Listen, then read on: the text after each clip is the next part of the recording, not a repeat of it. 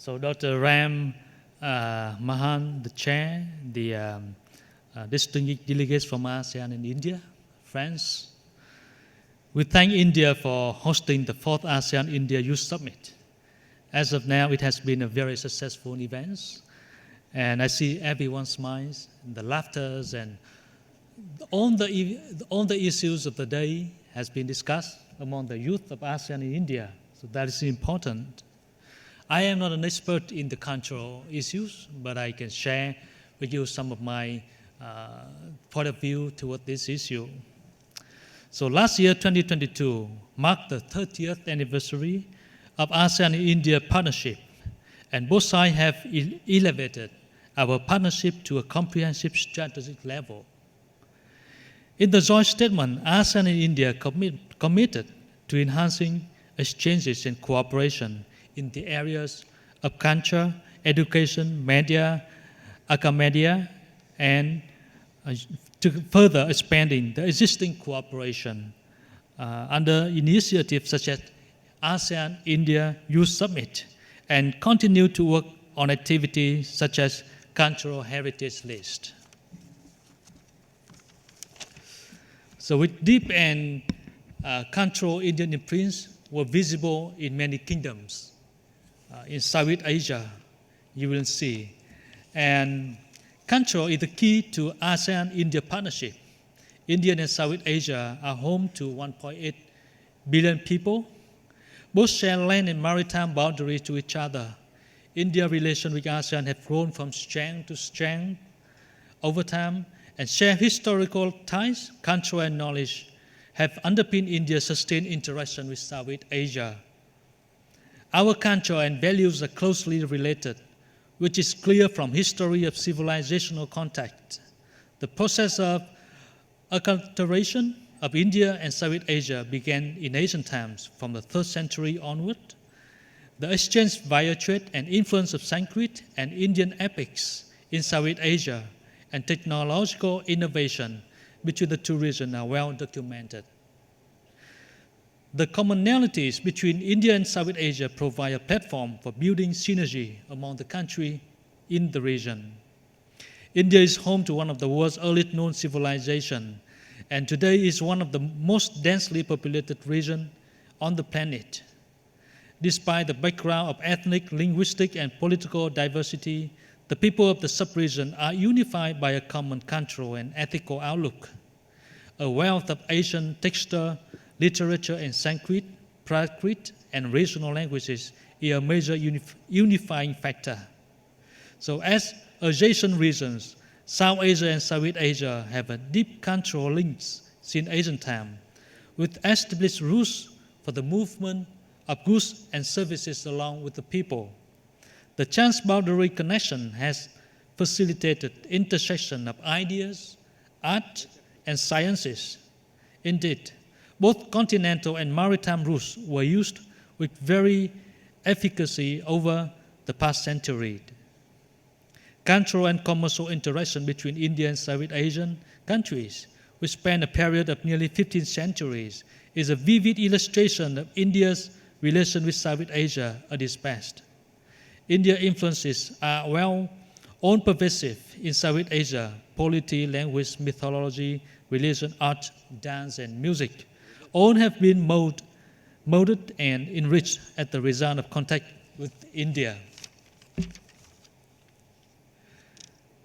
So we have seen the Indian imprints in many kingdoms of Southeast Asia from the 1st century, such as Funan, Champa, Dvaravati, Sri Kshetra, Sri Vajaya, Angkor, Sailendras, Pagan, Kediri, Sahasrari, Sukhothai, Ayutthaya, and Majapahit, etc. Impressed by strong Indian cultural footprint in Southeast Asia, the first Prime Minister of India, Jawaharlal Nehru, described that if you want to know the height of old Indian art has reached, you will have to go out of India for that purpose. You will have to go to Java and other places because it reached perhaps greater heights there than even in India. So in Cambodia and Thailand, Indonesia, or Myanmar today, many symbolic remnants of Indian influence are clearly visible in their arts, cultures, and civilization. And Temple of Angkor Wat, Pegwan, Borobudur, and Prambanan are the live evidence of the deep penetration of Indian art and architecture forms in famous Southeast Asian monuments. And you also know that Buddhism, for instance, and Hinduism are spread across the region. In Vietnam and other countries in Southeast Asia, Buddhism has been very closely linked to one another. From India, and then it go through to Southeast Asia, to Vietnam, and to Indonesia as well. So we've seen a lot of linkages, not only cultural, but also in religious linkages.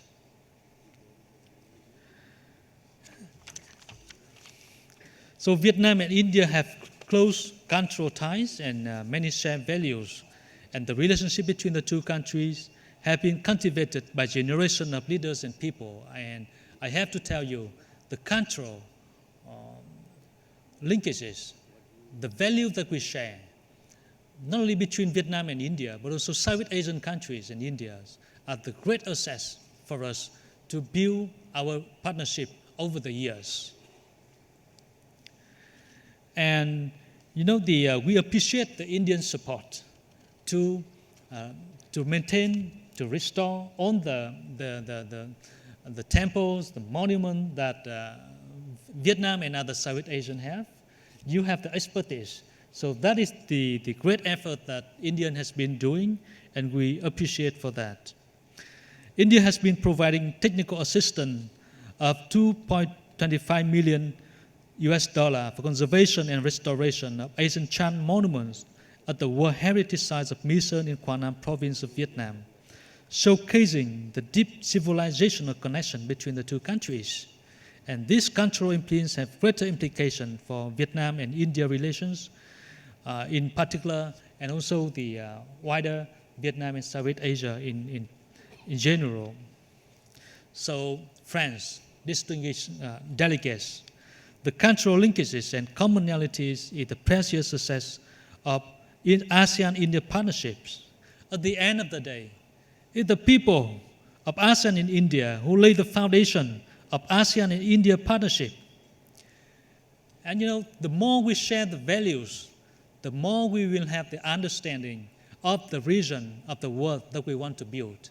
So it's easier for us to share the values, and we join the efforts to build the region and the world with our imagination, with our values that we share. So that is important.